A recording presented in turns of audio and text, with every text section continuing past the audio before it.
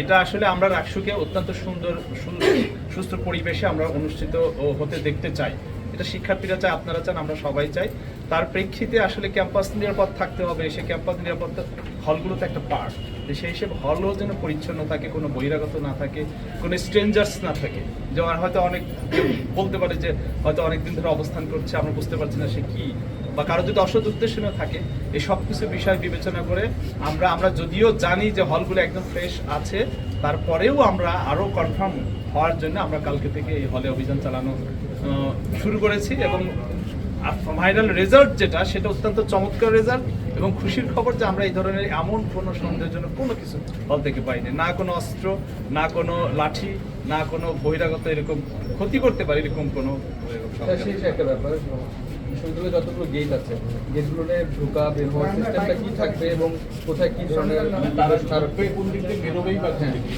আমাদের গেটের নির্দেশনা অলরেডি আমরা মানে আজকালকের মধ্যে আমি জনসংযোগের মাধ্যমে প্রচার করে দিব, যেটা আমাদের কাজলা গেট এবং মেইন গেট এবং বিনোদপুর গেট বিশ্ববিদ্যালয় ভর্তি পরীক্ষাগুলোর সময় যেভাবে আমরা পরিচালনা করে থাকি, মূলত ওইভাবে কাজলা গেট এবং বিনোদপুর গেট যে ঢুকবে, মেইন গেট দিয়ে সবাই বের হয়ে যাবে।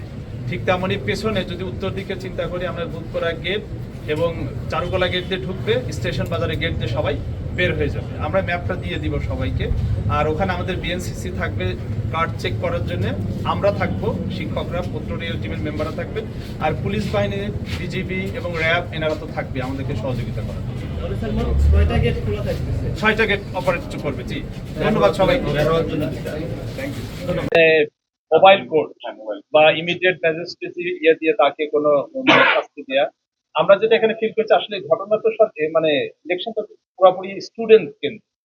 এই স্টুডেন্টদেরকে যদি কেউ অপরাধ করে থাকে, নির্বাচন কমিশন তো তাদেরকে শাস্তি দিতে পারে, অথবা আমরা বিশ্ববিদ্যালয়ের প্রশাসন তো কোড অফ কন্ডাক্টের ভিত্তিতে তাদেরকে আমরা শাস্তি দিতে পারি।